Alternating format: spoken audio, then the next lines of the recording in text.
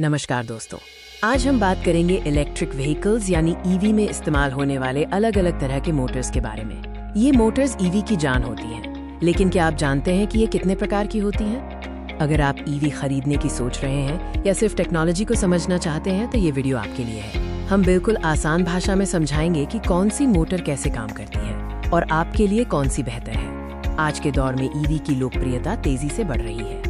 चाहे वो electric scooter हो या कार, इन सभी को चलाने में मोटर का सबसे बड़ा और महत्वपूर्ण रोल होता है। ईवी मोटर बैटरी से बिजली लेकर उसे घूमने वाली ताकत टॉर्क में बदलती है, जिससे पहिए घूमते हैं। ये ईवी को रफ्तार और पावर देती है। ईवी में मुख्य रूप से 5 तरह के मोटर्स का इस्तेमाल होता है। आइए इन सभी मोटर्स को एक एक करके समझते हैं। सबसे पहले बात करते हैं BLDC मोटर की। जैसा कि नाम से पता चलता है, इसमें कार्बन ब्रश नहीं होते।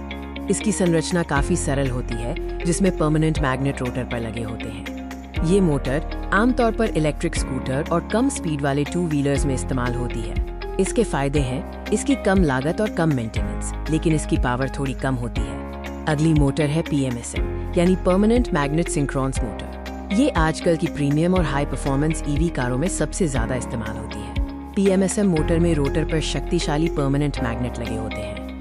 इसकी सबसे बड़ी खासियत इसकी शानदार दक्षता एफिशिएंसी है, जिससे बैटरी की पावर का बेहतरीन उपयोग होता है। PMSM का उपयोग हाई एंड इलेक्ट्रिक कारों में होता है, जो बेहतरीन परफॉर्मेंस देती हैं। लेकिन इसकी एक सीमा ये है कि इसमें इस्तेमाल होने वाले परमानेंट मैग्नेट महंगे होते हैं, जिससे मोटर की कुल लागत बढ़ जाती है। अब बात करते हैं AC इंडक्शन मोटर की, जिसे प्रेरण मोटर भी कहते हैं। ये मोटर काफी पुरानी और विश्वसनीय टेक्नोलॉजी है। AC इंडक्शन मोटर की संरचना अपेक्षाकृत साधारण होती है। इसमें रोटर पर कोई परमानेंट मैग्नेट नहीं होता, जिससे इसकी निर्माण लागत कम हो जाती है। ये मोटर मुख्य रूप से बड़े EVs जैसे ट्रकों और कुछ इलेक्ट्रिक कारों में इस्तेमाल होती है। इसके मुख्य फायदे हैं कम लागत, ज्यादा टिकाऊपन और बिना मैग्नेट के काम करने की क्षमता। हालांकि इसकी दक्षता PMSM से थोड़ी कम होती है।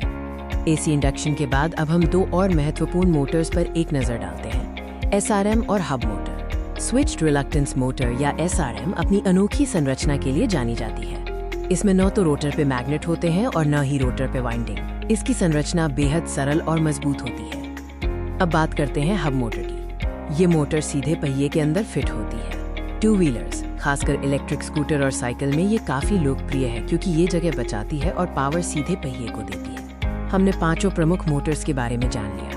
अब एक त्वरित तुलना से समझते हैं कि कौन सी मोटर किस पैरामीटर पर बेहतर है। PMSM दक्षता में सबसे आगे है, लेकिन लागत भी ज्यादा है। BLDC और हब मोटर्स कम लागत और सरल रखरखाव के कारण किफायती EVs के लिए बेहतर है, जबकि AC इंडक्शन मोटर संतुलित प्रदर्शन देती है। तो दोस्तों, इन सभी बातों को ध्यान में रखते हुए आइए जानते हैं कि अलग अलग वाहनों के लिए कौन सी मोटर सबसे उपयुक्त है। छोटे 2 व्हीलर्स जैसे स्कूटर में BLDC और हब मोटर्स आम है।